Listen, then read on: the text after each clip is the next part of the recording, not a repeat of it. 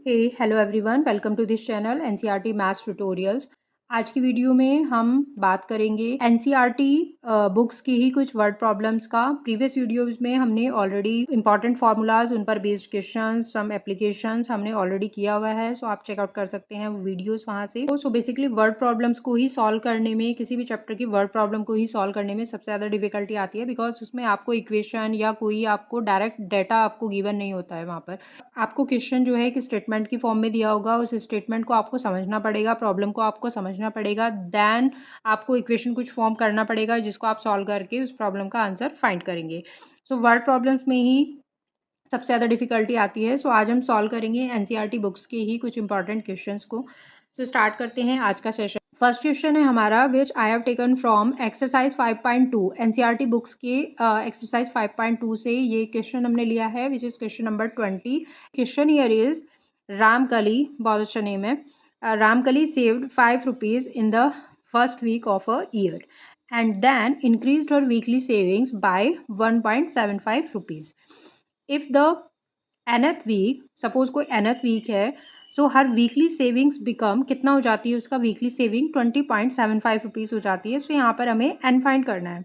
Now AP का question है, but यहाँ पर आपको कोई एपी या कोई ये फर्स्ट टर्म है, ये डिफरेंस है और ये चीज़ें हैं, तो ये चीज़ें आपको यहाँ पर जस्ट डायरेक्टली दिए नहीं हुए हैं।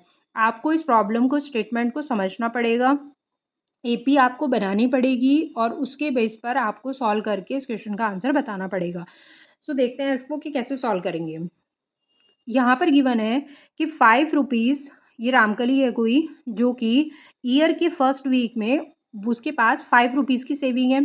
सो फर्स्ट वीक में हम बात करें तो कितना की सेविंग है उसके पास, ये फर्स्ट वीक है, उसके पास 5 रुपीज़ हैं।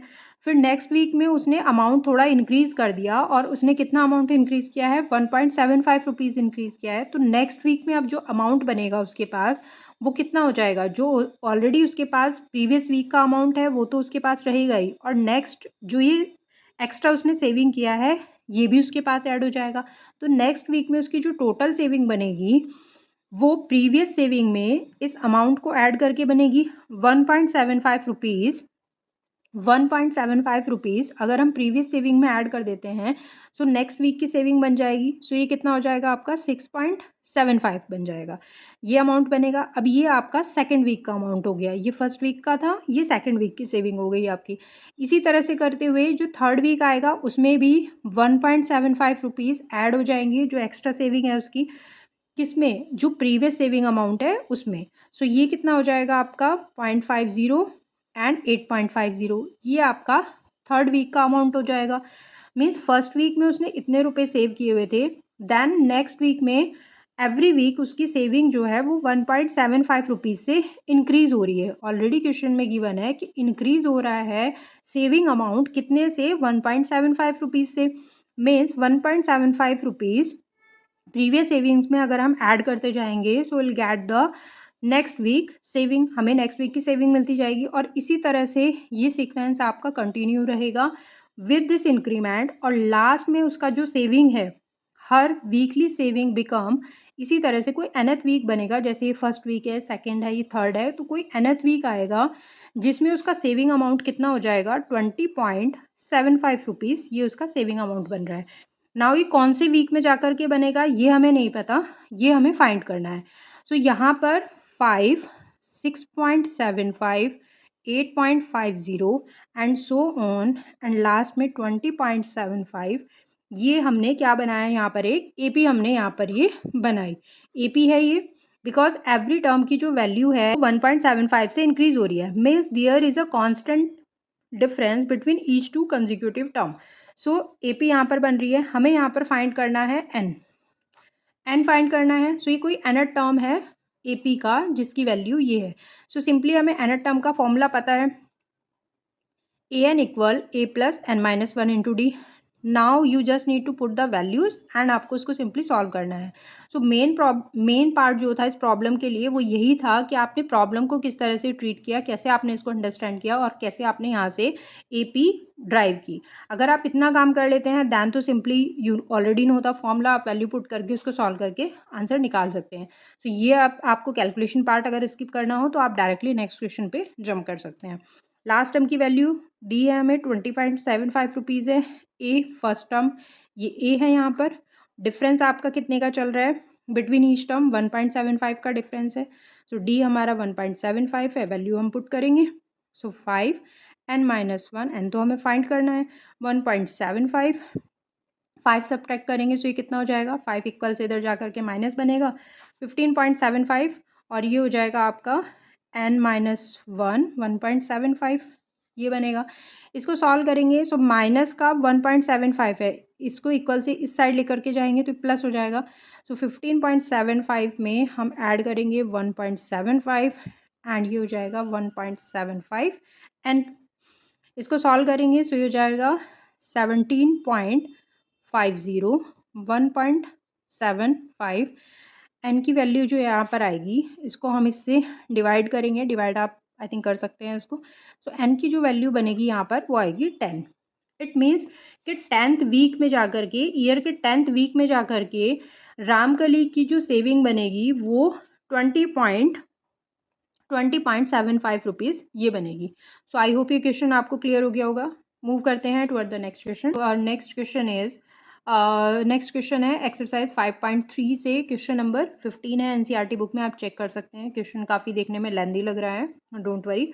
देखते हैं इसमें क्या बोला जा रहा है। A contract on construction job specify a penalty for delay of completion beyond a certain date as follows. यहाँ तक हम समझते हैं क्या बोला गया है कि कोई कंस्ट्रक्शन जॉब है जिसमें कि कॉन्ट्रैक्टर स्पेसिफाई कर देता है, जो काम करने वाली वहाँ पर लेबर है उसके लिए, कि अगर आप सर्टेन डेट से बियॉन्ड अगर आपको टाइम लगता है काम को कंप्लीट करने में तो आपको पेनल्टी पे करना पड़ेगा। अब पेनल्टीज कैसे डिफाइंड है? 200 रुपीज़ पेनल्टी लगेगी फॉर द फर्स्ट डे। अगर आपने जितने भी नंबर ऑफ डेज डिसाइड हैं उस जॉब को करने के लिए, अगर उससे आपने एक दिन डिले किया काम तो 200 रुपी का पेनल्टी लगेगा।